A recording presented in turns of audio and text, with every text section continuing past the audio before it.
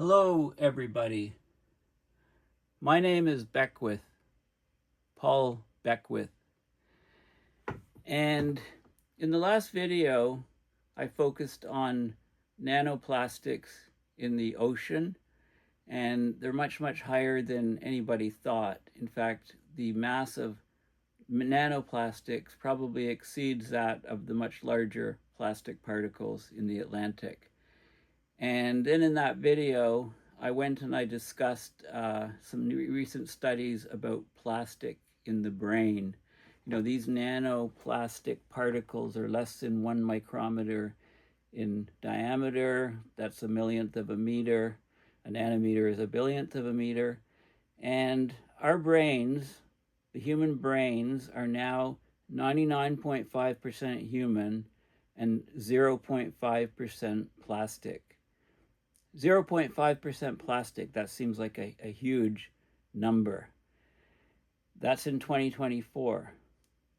In 2016, only 8 years ago, the percentage of plastic by mass in our body, in our brain, was 50% lower. So it's gone up 50% in 8 years. So I have a question, of course. When a plastic object, think of a water bottle or something, gets into the ocean, how long does it take to degrade, to break apart into smaller and smaller chunks such that there's large amounts of nanoplastics? Okay, so think about that question, because plastic production is significantly, it's been increasing exponentially since plastic was invented, and it first started being mass produced in the 1950s. And it's got a compound annual growth rate of 8 or 9%. That would be fantastic in anybody's investment portfolio, but in terms of plastic in the environment, it's not so good.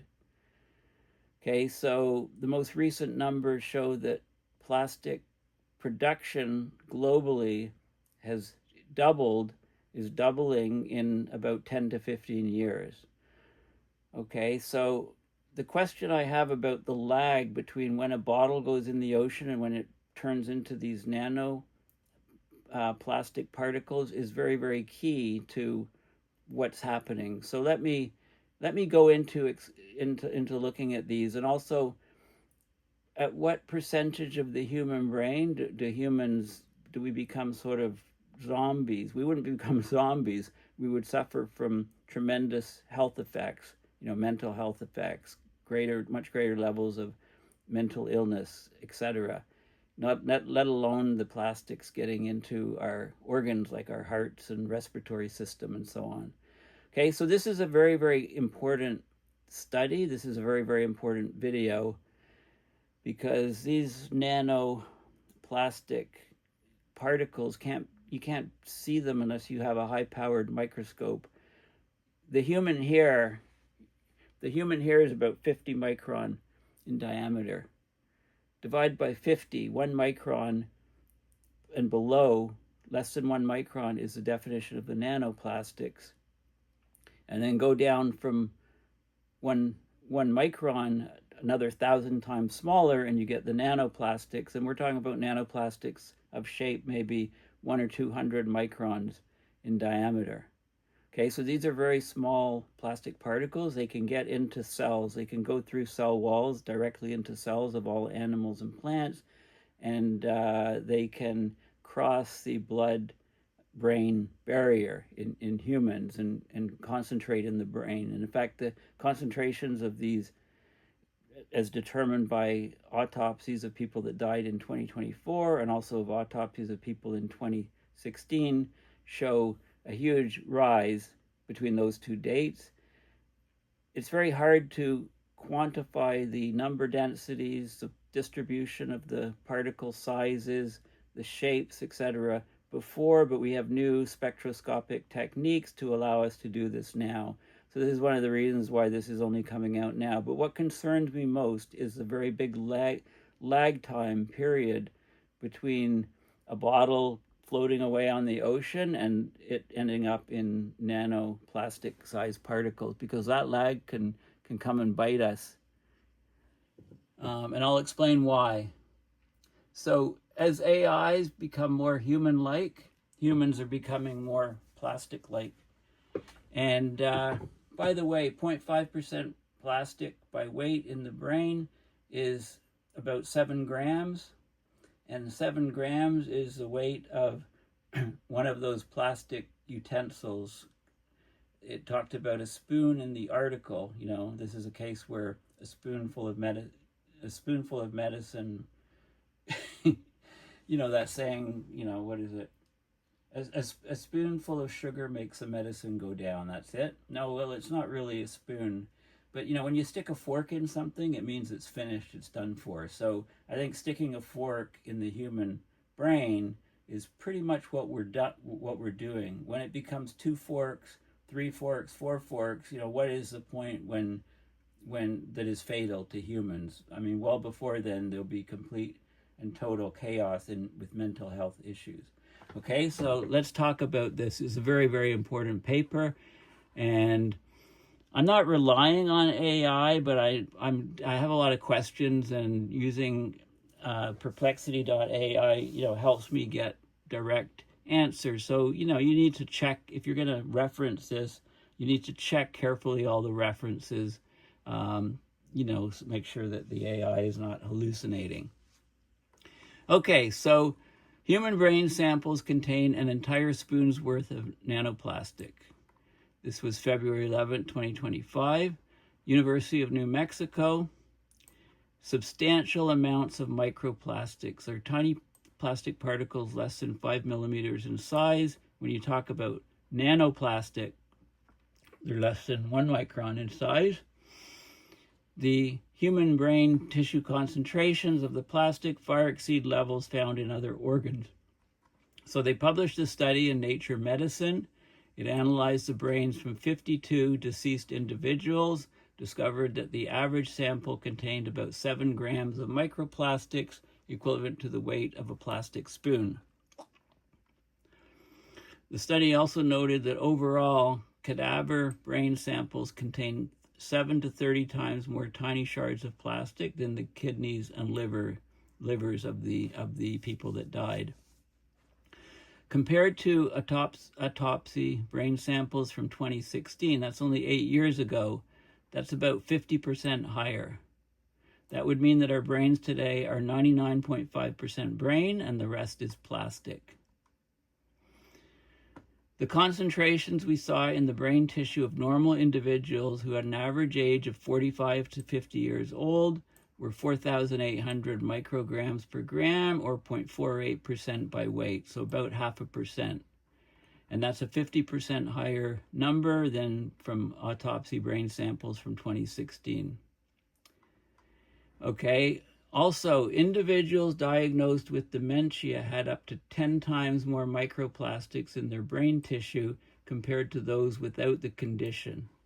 Okay, so that's an interesting number. So, in other words, you know, now it's 0.5% on average, so something like 5%. When the brain is 5% plastic, it looks like you get the dementia. So I guess the question is if you have a doubling time of, you know, if you have a 50% increase in 8 years, and then, you know, but that's, I would argue that the plastic nanoplastics that are in the human brain right now, they were probably plastics that were produced back as far ago as the origins of plastic production, you know, back to the 1950s. So that would be a 75-year lag for the buildup. So we're okay for a while, but how do we avoid? I mean, what can we do about this? I guess that's the question. Anyway, let's just have a look. I have a few suggestions towards the end. We want to be very cautious in interpreting these results. Microplastics are very likely elevated because of the disease dementia. We don't currently suggest that microplastics could cause the disease. I don't know about that. I mean, 10 times higher. So they looked at different polymers, different types of plastic in both 2016 and 24. They looked at brains from people who died between 1997 and 2013. polymer was found to be the most prevalent.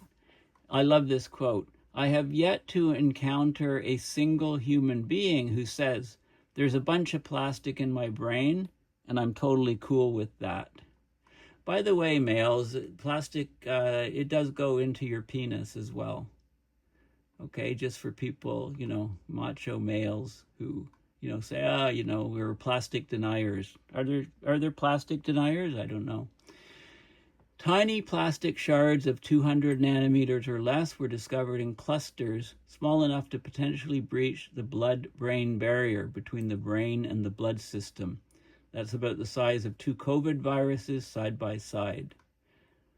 Okay, microplastics have been detected also in the liver, kidneys, lungs, even in blood, breast milk, placentas, and bone marrow, and it doesn't say here, but penises. Okay, so there's a huge impact potential on human health. Microplastics, they can cause cell damage, inflammation, oxidative stress, which can destroy cells. It's probably, they think it might be from meat. When microplastics can be ingested, inhaled, or absorbed through the skin, scientists suspect that food, particularly meat, is the primary source of exposure. So irrigating fields with plastic-contaminated water likely leads to the buildup of plastic in crops, which are then consumed by livestock, allowing microplastics to accumulate in animal tissue. And once they accumulate, they're in meat consumed by humans. A recent study found microplastics in 88% of protein-rich food samples, including seafood, pork, beef, chicken, tofu, and even plant-based meat alternatives. The discovery of significant plastic levels in store-bought meat adds weight to the theory that our diet plays a key role in microplastic exposure.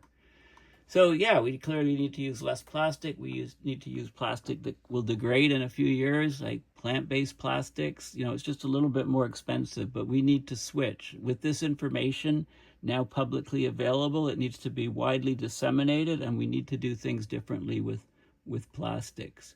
The science around plastics is still evolving. No one in 2025 is going to live without plastic. It's not about eliminating it entirely. It's about reducing what you can, especially single-use plastics.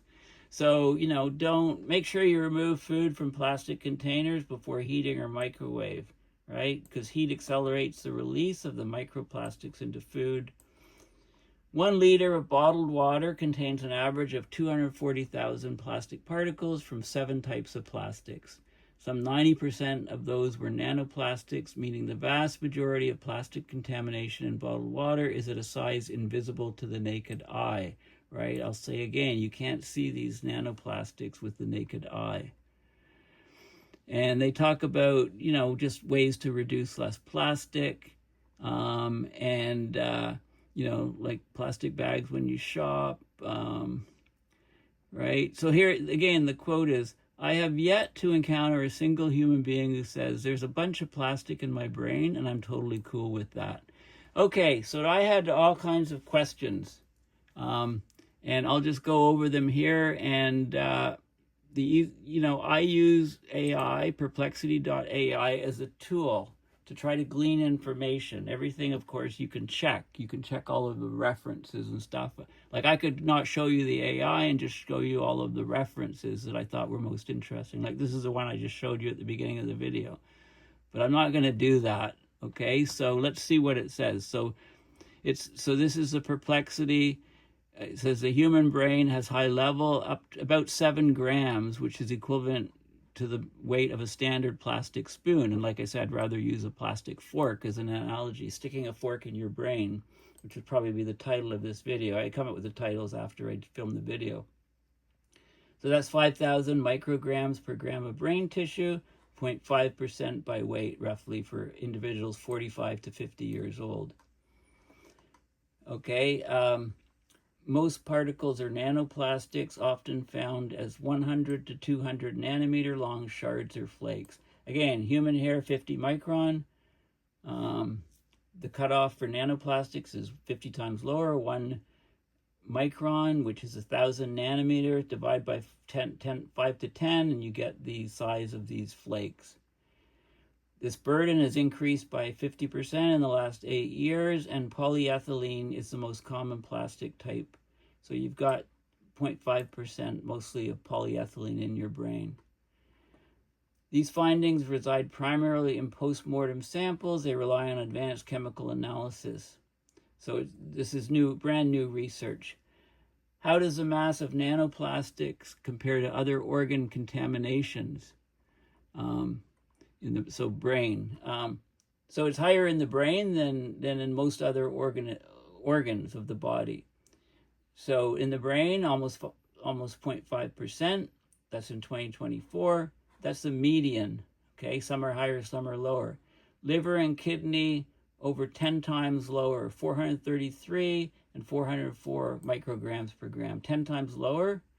And in the other organs, placenta is lower, lower by another factor of, compared to these organs, it's by another factor of 6 or 7 times.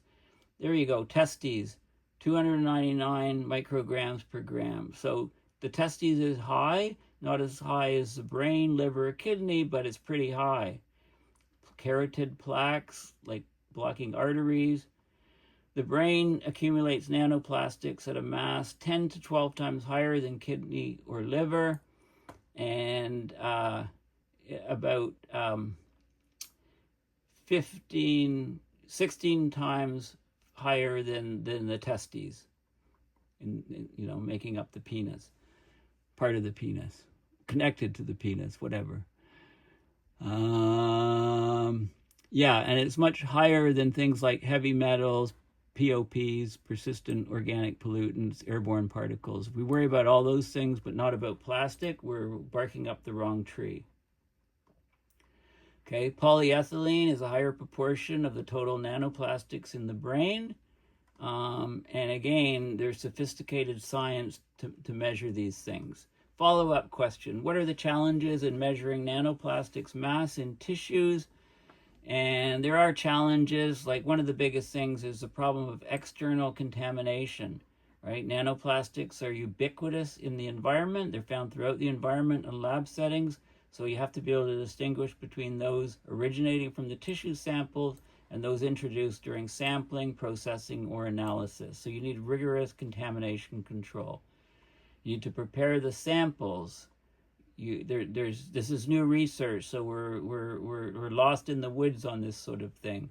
And the analytical methods, there's multiple ones. They have specific strengths and drawbacks. Okay, so and then the particle diversity, the nano plastics, they vary widely in size, shape, polymer composition, additives, aging state. Okay, so no one analytical method can do it all. Difficulty in ascribing source, right? So there's all of these research challenges, okay? So that's the first thing I wanted to talk about. Now let's go to this question. How long does it take a plastic water bottle to break down into nanoplastics in the environment? Where is most of this breakdown occurring? Okay, a typical plastic water bottle can take 450 years to fully break down in the environment, but the process of fragmenting into ever smaller pieces down to nanoplastics occurs over decades to centuries. Depends on things like sunlight, temperature, mechanical abrasion. Larger plastic items like bottles, first they fragment into, macroplastics, and then into microplastics less than 5 millimeter, then into nanoplastics.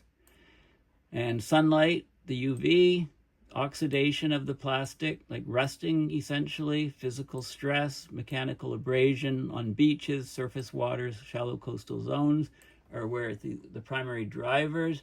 After littering or leaking into the environment, most floating plastics rapidly end up beached or trapped near coastlines, with up to 80% stranding on shore within a month. Degradation starts here, where exposure is highest to UV and also being knocked around by the waves on the beach. Further out, plastics that drift into the open ocean, they accumulate in gyres like the Great Pacific Garbage Patch. They break down more slowly due to less intense sun. Parts are under the water, mechanical weathering, but eventually they fragment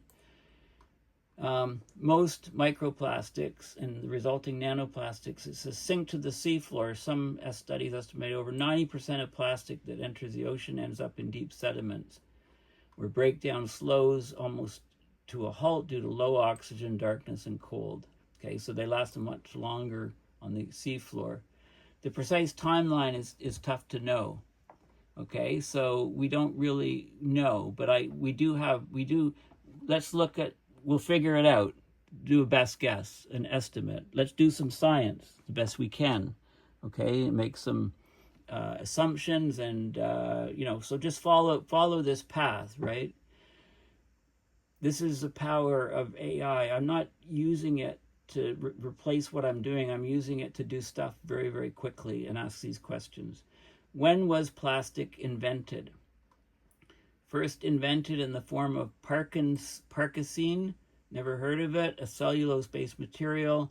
1862, International Exhibition in London, he introduced it. It's the first man-made semi-synthetic plastic. The first fully synthetic plastic, no natural molecules, was Bakelite. Okay, Bakelite, the old light fixtures and stuff for Bakelite. It's a hard, very hard plastic. If you've ever done electrical work, the Bakelite was used to do switches and light bulb housings, etc. Everything, Bakelite was used extensively in the electric, wiring in buildings, etc. Connections, switches. That was in 1907, and then parkasine 1862, celluloid 1869, Bakelite 1907. Okay, so follow-up question. What's the follow-up question? Okay, well, let's go to the next one. These are the follow-up questions. When was plastic invented? Did I repeat that? I guess I did. Or no, I clicked on the same thing. I think, let me just confirm. I think I just clicked on the same thing. Oh, no, this is different. So when was plastic invented? I guess I just asked twice. When did plastic production worldwide expand greatly? Okay, and there's all these plots of exponential rise of plastic. Global plastic production expanded greatly starting in the 1950s, when annual plastic production worldwide was about 1.5 million metric tons. This period marked the beginning of an exponential growth trend driven by post-World War II industrialization, commercialization of plastics. Watch The Graduate. The future is in plastic, son. Between 1950, the movie The Graduate, Dustin Hoffman. Between 1950 and recent years, production increased dramatically. It's over 400 million metric tons in the early 2020s. That's, take the ratio, 400 to 1 would be 400, 400 to 2 would be 200. It's about 300, 300, it's increased 200, 300, 400 times. It's increased a huge amount. Okay, 1950s post-war boom.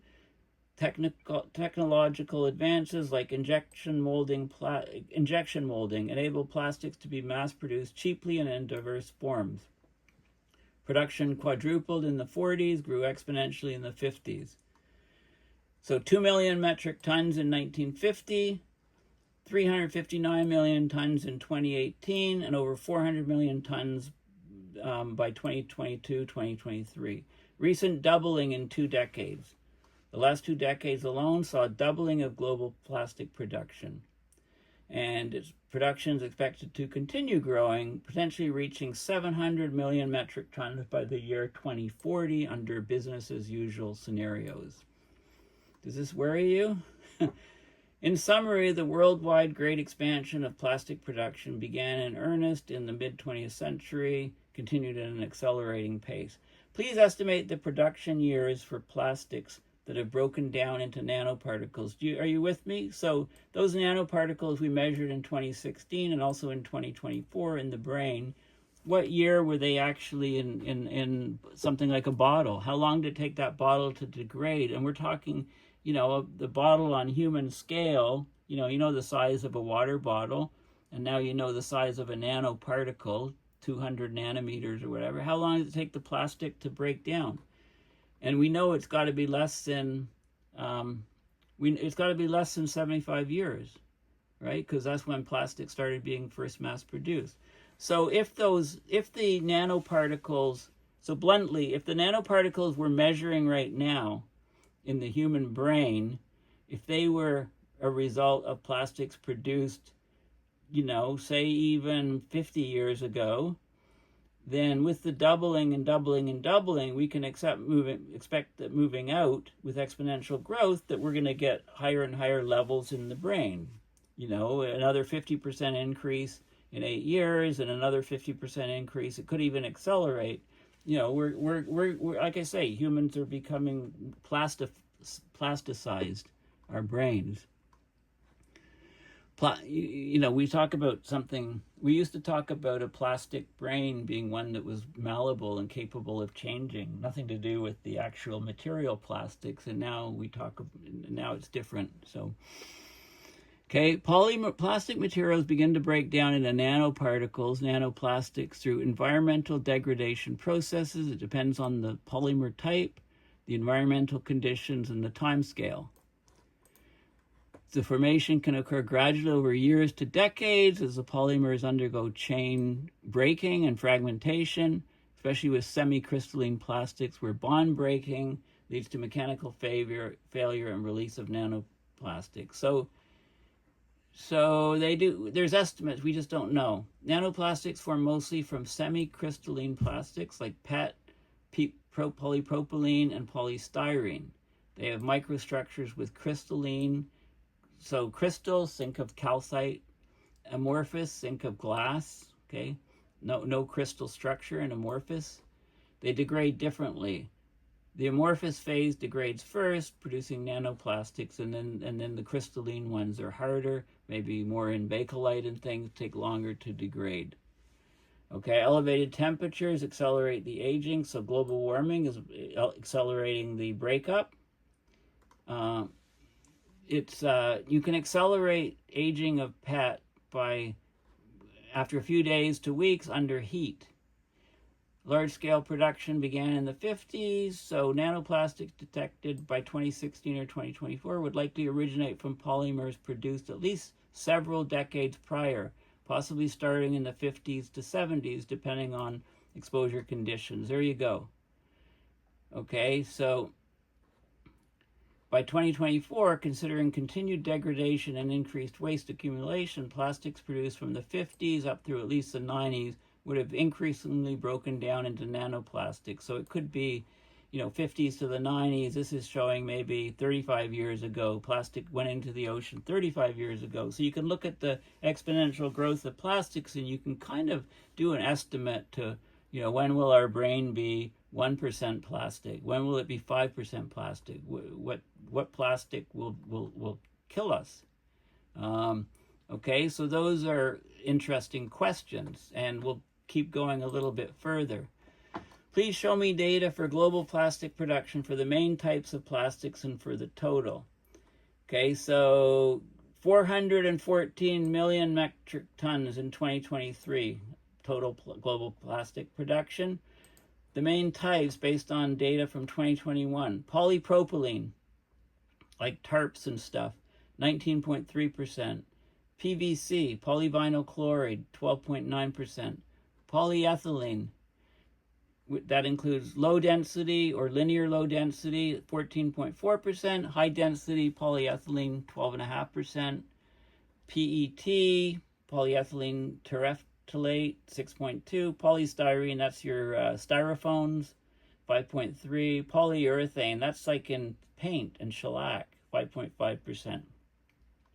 Other fossil fuel-based thermoplastics, 7.1%, excluding PUR, excluding polyurethane, 7.1%, recycled plastics, 8.3%. Okay, so, Yeah, so global production has risen steadily from about 2 million tons in 1950 to the current level. Asia, especially China, is the largest regional producer now, accounts for about a third of global production now. Okay, so somebody get this study to China. And please show me plots. You can click on images and look at data. Okay, look at the different visualizations and so on. Okay, but exponential growth. So here are some of the kicker questions, the crux of the matter. What harm does 0.5% by weight do microplastics and nanoplastics cause to the human brain? And that's significantly higher in the brain than in other organs. There's no definitive causal proof yet. This is still early days. We've only figured out how to measure these things. But we're concerned about oxidative stress. Micro and nanoplastics, they can cause oxidation. Oxidation basically kills cells. It damages cells. It can kill them. It can increase susceptibility to neurological disorders. Neuroinflammation, inflammation of the brain. The brain tissue responds and starts to get inflamed and not function properly. Neurotoxicity and neuron damage, the actual neurons, the nodes in the brain and the connections between the brains can be disrupted. Well, that's the nodes, and this is the transmission between them. And I've talked about these things in terms of AI models. Dementia association. Recent human brain autopsies show people diagnosed with dementia have 3 to 10 times higher concentrations of microplastics in their brains than cognitively healthy individuals. Okay, no direct causation has been established, but the strong correlation is concerning. It's unclear whether microplastics contribute to or simply accumulate more readily in diseased brains. Okay, and most of the info comes from animal models, but the newly observed 0.5% by weight in human brains is on the same order as those tested experimentally. Research rapidly evolving. Okay, so we don't really know, but the presence of 0.5% by weight of microplastics and nanoplastics in the human brain is strongly linked to biological markers of stress, neurological disease in experimental models, correlated with higher dementia rates in humans. Okay, so now what percentage of weight of microplastics and nanoplastics in the human brain will kill the person? There's currently no published evidence identifying a precise percentage by weight. Okay, so we don't know. Animal and cell studies show neurotoxic effects like cell death at high concentrations. No specific lethal dosage by weight has been established in rodents or other test species. In humans, no studies ever reported a case of death directly attributable to a specific brain burden of microplastics or nanoplastics. Well, we didn't look for it. And it's tough to see these things, they're so small. Okay, so scientific consensus currently states neurotoxicity and long-term disease risk exists with brain microplastic accumulation, but lethality is not being quantified in relation to percent by weight. So unknown, unestablished. So what is your best guess? I'm pushing it. And again, it gives me, it skates around the question. Here we go. A scientifically informed best guess. The level needed to cause death, acute lethality, is likely much higher than any documented in environmental or clinical samples. They talk about in vitro, significant decreases in neuron viability were observed only at extremely high concentrations, which may far exceed what a human would accumulate. Right? We don't know. The best estimate is unknown. It's certainly above the highest levels, 0.5% observed to date. Okay, so we don't know. Well, I asked. Can nanoplastics cross the blood-brain barrier and cause neurotoxicity? So yeah, I mean, this is a thing, right? There's a blood-brain barrier which protects the brain. It keeps a lot of things out.